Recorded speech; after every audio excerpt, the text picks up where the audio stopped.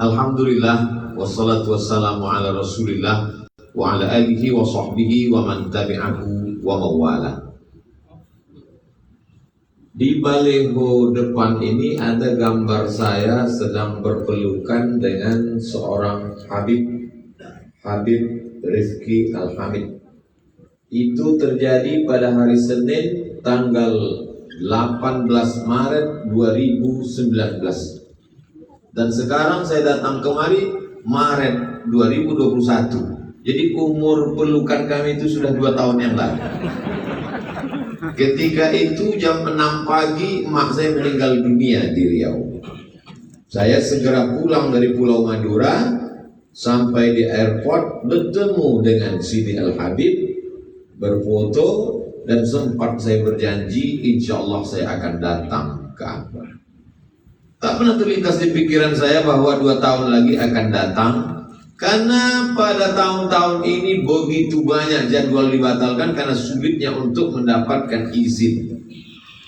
Menurut akal pikiran manusia tak mungkin saya akan datang ke Ambon menyampaikan tausiah dengan berbagai macam kesulitan, rapid antigen dan masker dan lain sebagainya. Tapi rupanya kalau Allah berkata, innama amruhu idza arada syai'an ayyaqula lahu kun fayakun. Saya sedang mengambil pelajaran bahwa semua manusia mengatakan tidak, wahai Abdul Somad. Kalau aku ingin membantu menunaikan janjimu, maka semua akan terwujud. Inilah yang terjadi pada hari ini. Tapi tentu Habib Rifki Al-Hamid nanti beberapa hari ini akan kesulitan menjawab beberapa jamaah yang mengatakan, kenapa tidak dibuat di tanah lapang? Kami ingin mendengar tabligh akbar. Jadi setelah saya pikir, Habib Rifki tenang saja, sampaikan saja ke jamaah, Ustadz Somad itu datang bukan untuk tabligh akbar. Dia hanya untuk datang survei, nanti tabligh akbar setelah Covid. Jadi supaya jamaah itu, oh jadi dia tidak datang tabligh akbar? Tidak. Ini kenapa ada nampaknya dia seperti ceramah? Itu hanya gladi kotor saja. Mudah-mudahan dipanjangkan umur kita, diberikan berkumpul di majelis yang baik bersama orang baik di tempat yang baik, insyaallah. Saya pernah ceramah di Jambi dikawal oleh pemuda Kristen. Saya pernah ceramah di Bali dikawal oleh Raja Concorde, Raja Bali. Supaya tenang saya ceramah, duduk dia di dalam masjid itu mendengarkan saya ceramah.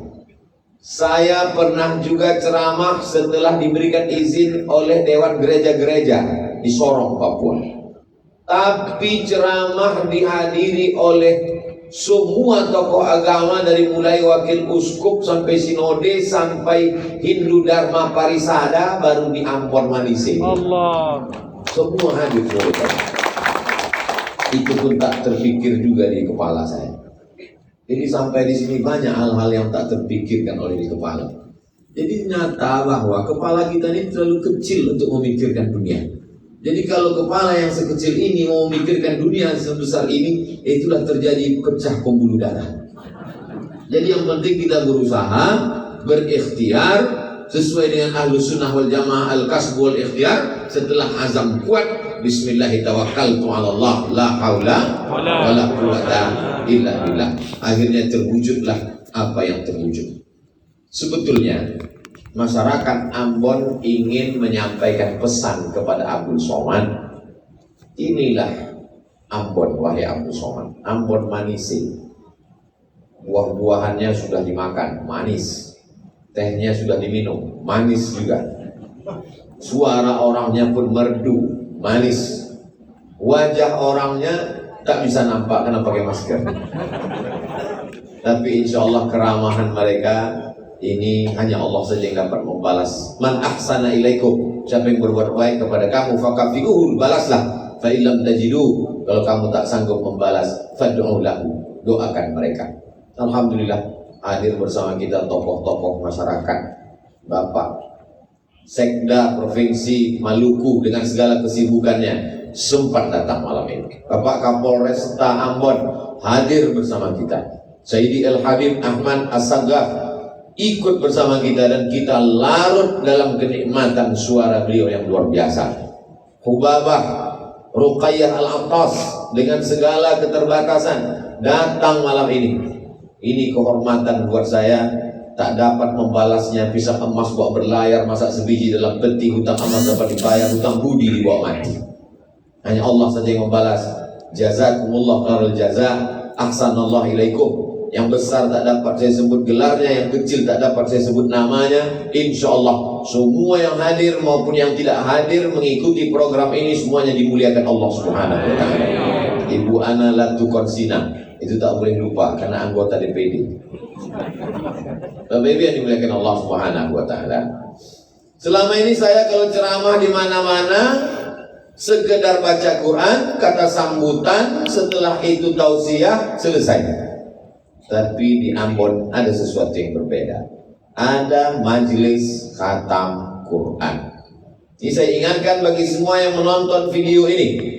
Malam ini live ditonton, seluruh orang menonton. Yang punya paket, yang tidak kamu yang buat.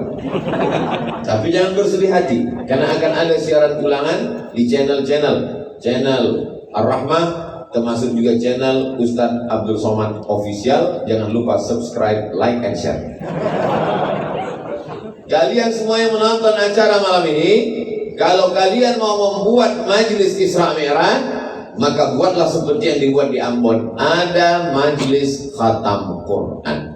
Ini sunnah takririyah, sunnah yang dilakukan oleh sahabat Nabi Muhammad SAW. Kana Anas bin Malik idza khatimal Qur'ana, Anas bin Malik kalau dia sudah selesai khatam Quran, jama'a ahlahu wa auladahu, dikumpulkannya istri dan anak-anaknya, lalu kemudian dia berdoa bersama mereka.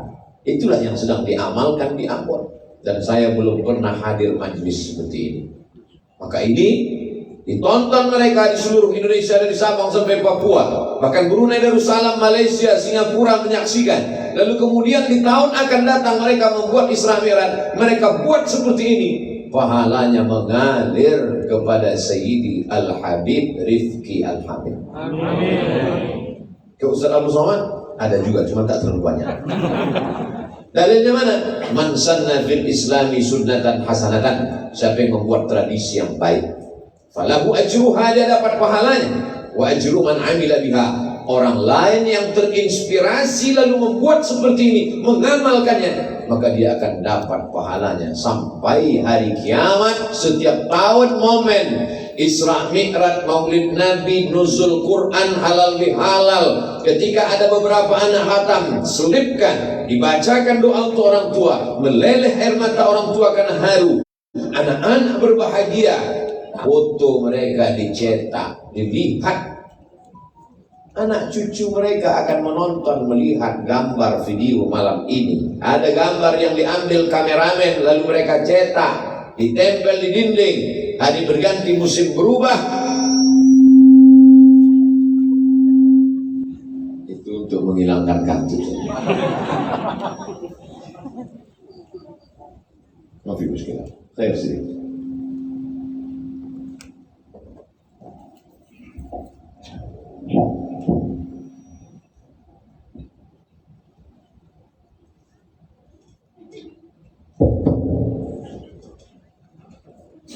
Syukran, jazakumullah. Saya masalahnya kalau sedang ceramah mikrofon mati, biasanya kameramen ini mengatakan Ustaz mesti dibilang dari awal. Tapi insya Allah mereka adalah editor yang tangguh. Foto tadi dicetak, hari berganti, musim berubah, mereka akan menjadi remaja, menjadi dewasa, menjadi sarjana, menikah, punya anak. Lalu kemudian anak-anak mereka akan bertanya ketika membuka-buka album, melihat-lihat foto di dinding. Itu gambar siapa ayah? Itu gambar siapa ibu? Itu adalah gambar kami ketika wisuda khatam Quran pada saat Isra Mi'raj 1442 Hijrah, tepatnya bulan Maret tahun 2021. Siapa itu yang menyerahkan ijazah? Yang sebelah kanan Habib Rifki Al-Hamid, yang di sebelah kiri Pak Sekda. Lalu yang itu siapa? Itu almarhum Abu Salam. Mereka, istri mereka, suami mereka, anak cucu mereka mengirimkan Al-Fatihah untuk Abdul Somad sampai ke makam Abdul Somad di Pulau Sumatera dari Ambon 4 jam 40 menit perjalanan.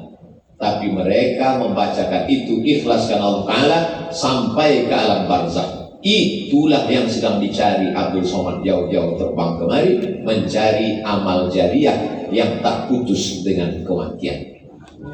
Rajin pun kita sholat duha, meninggal dunia putus. Ceramah Abdul Somad ke sana kemari, belum mati aja udah putus ceramah. Mana buktinya? Tak dapat izin keramaian karena COVID. Tapi ada yang tak putus dengan kematian. Mereka adalah harapan kita semua. Kita doakan mereka menjadi para penghafal Al-Quran, anak cucu mereka menjadi mujahid fisabilillah, menolong agama Allah dengan harta, nyawa, dan kekuasaan yang dititipkan Allah di ujung jari mereka, insyaallah. A'udzu billahi minasyaitonir rajim. Bismillahirrahmanirrahim. Subhanalladzi asra bi'abdihi laylan minal masjidil haram ilal masjidil aqsa alladzi barakna haulah linuriyahu min ayatina. Maha suci Allah. Kenapa awal ayat itu disebut dengan Maha Suci Allah? Karena banyak orang yang tak mensucikan Allah ketika mendengar Isra dan Mi'raj, ujian setelah 10 tahun dakwah. Sebelum itu mereka mensucikan Allah, tapi begitu mendengar ada makhluk bisa terbang dari Masjidil Haram ke Masjidil Aqsa, naik ke Sidratul Muntaha, lalu mereka berkata, "Hai Muhammad sallallahu alaihi wasallam, angkat kakimu sebelah kanan." Nabi angkat kanan. Angkat kakimu sebelah kiri. Nabi angkat. Kata Nabi, jatuhlah kalau kau angkat sebelah kiri. Kalau mengangkat 2 kakimu saja kau tak bisa, bagaimana mungkin kau katakan bahwa kau pergi dari Masjidil Haram ke Masjidil Aqsa, lalu naik ke Sidratul Muntaha sebelum azan subuh kau sudah kembali ke Makkah? Mengapa mereka susah untuk menerima Isra Mi'raj? Ada 3. Yang pertama, karena mereka tidak mau membaca. Andai saja Abu Jahal, Abu Lahab, Abu Sufyan dan Abu Lahab itu mau membaca, mereka bacalah kisah tentang Nabi Sulaiman. Orang Barat menyebutnya King Solomon. Sampai di Yogyakarta jadi Sleman. Nabi Sulaiman mendengar bahwa ada seorang ratu namanya Queen Balqis, Ratu Bilqis. Istananya di Yaman. Dan Nabi Sulaiman berada di Palestina. Dari Yaman ke Palestina lebih kurang 3.000 km. Kalau naik pesawat 3 jam, dengan kecepatan pesawat 1.000 km 1 jam. Lalu kemudian Nabi Sulaiman tahu bahwa Ratu Balqis sudah mau datang. Maka apa kata Nabi Sulaiman? Ya ayyuhal mala'u, wahai para tentara-tentaraku, ayyukum yatini bi'arsyiha qabla an ya'tuni muslimin. Siapa di antara kalian yang mau sanggup membawa kursi Balqis sebelum Balqis sampai ke Palestina? Nabi Sulaiman mau memberikan kesan pertama begitu menggoda. Bagaimana supaya ketika Balqis sampai ke Palestina dia terkejut? Oh, aku belum sampai kok kursiku sudah sampai duluan. Apa kata jin Ifrit? Wa qala Ifritun minal jin. Berkatalah jin Ifrit, ana atika bihi. Aku bisa membawa kursi Balqis dari Yaman ke Palestina. Berapa lama? Qabla an taquma min maqamik. Sulaiman, sebelum kau tegak dari tempat dudukmu, kursi Balqis sudah pindah dari Yaman ke Palestina. Kira-kira berapa detik lah itu tegak dari kursi tegak ke atas?